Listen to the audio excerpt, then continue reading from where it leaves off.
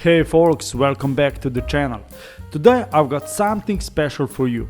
The custom Moto Guzzi V7 Special by Rude Gentleman's Garage. Now I've had the pleasure of riding this classic beauty and let me tell you, it's a whole vibe.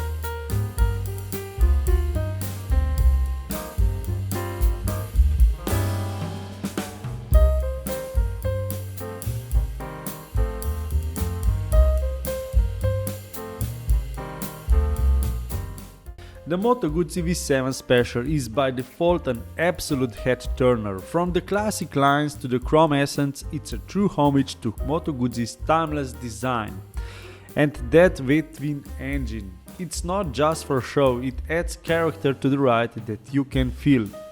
Now add to this beautiful machine a personal touch that made this Guzzi one of a kind. That's what we are talking about here.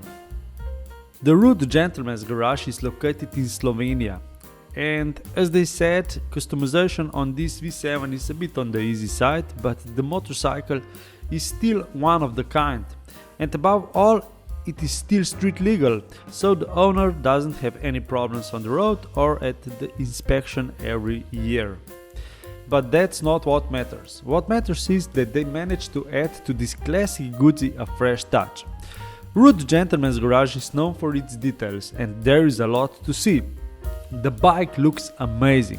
Custom made seat with small adorable side bags, a new LED stoplight and small LED turns are a blast to see on a new bike.